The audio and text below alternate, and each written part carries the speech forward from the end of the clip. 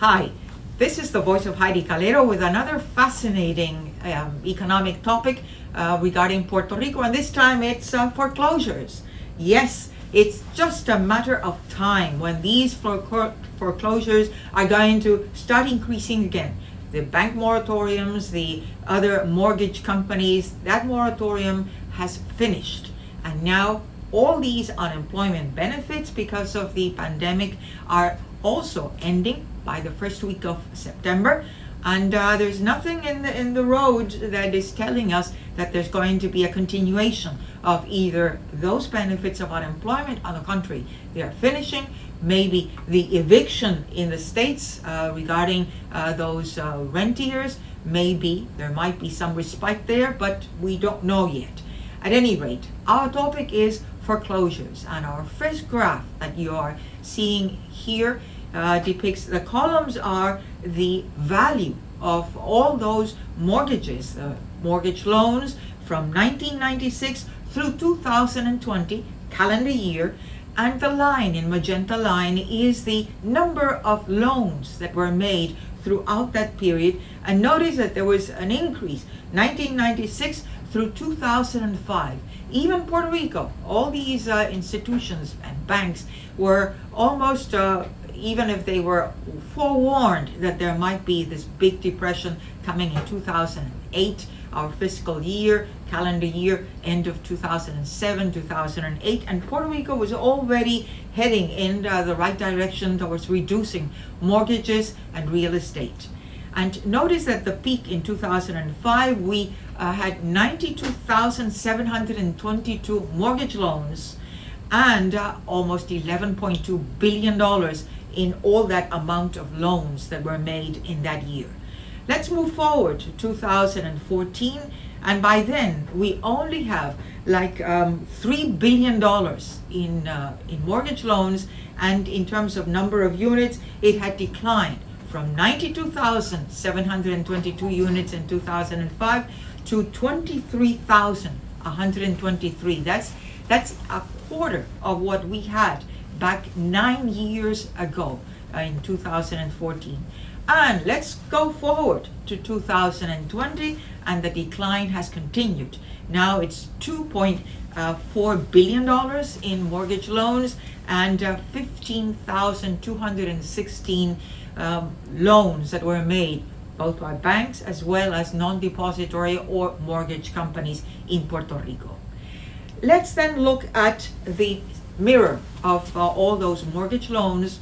What is happening after this big depression that Puerto Rico has been deep into it since 2007, and then hurricanes and then tremors? Well, this next graph, which depicts foreclosed units, both banks as well as non-depository entities, from 2014, the columns indicate that there were like $909 million in foreclosed units, 8,421 units. Notice that kept declining slightly up to 2020, when there were only about close to 2,000 units that were foreclosed for a total of $204 million. Well, you know what happens in 2021 with the first 2 quarters, as the Commission of Financial Institutions just published. If we just annualize that and think that, well, that trend will continue, the number of foreclosed units is going to start creeping back again, almost to the levels of 2014. And that is not very good news, neither for banks nor for non-depository institutions. And notice that many of these foreclosures, as you can see in the next pie, for 2020, there were 1,991 units repossessed or foreclosed, and 82%, or 1,626, were residential properties. So a big chunk of all these foreclosures is residential, and then only about 18% were non-residential. And what does that imply, at least in terms of interest income for the banks, and what is the strategy when they see these foreclosures increasing?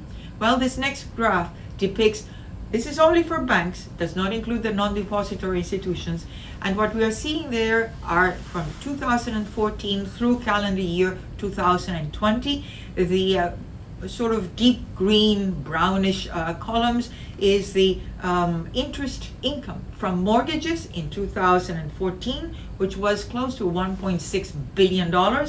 And in terms of other loans, the interest income that they received was like $1.1 billion. But notice the red bars. That red column depicts $210 million in securities, in other investments such as treasury bonds, which are a safe haven when things are not going so well in terms of economic activity.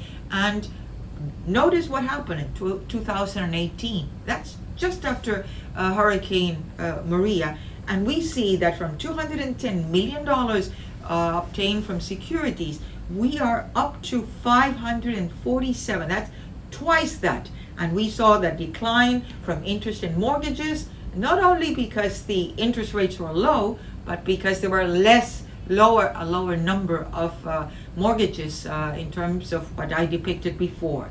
But notice 2019, things kept, even though we were recovering from Hurricane Maria, there were increases in terms of PPP loans and small business administration, but in terms of mortgages, no, it did not increase. It kept almost $1.1 billion from that income from mortgage loans. But notice again the securities, the red column, and that was almost to $1 billion. So that's the safe haven, the strategy of the banks being conservative. There's too much risk. I'm going to be seeing an increase in foreclosures. They go to that safe haven. Let's invest in terms of lending activity. Let's go to investing in securities such as U.S. Treasuries, and that does not move anything for Puerto Rico except for the banks. And in 2020 we have seen a decline, but since I indicated that foreclosures on an annualized basis, maybe for 2021, we are going to see an increase, almost going back to 2014. You can expect, again, the banks going to that same strategy. If you liked our capsule, don't forget to give us a like in YouTube under the Voice of Heidie Calero. Until the next capsule, stay safe. Thank you.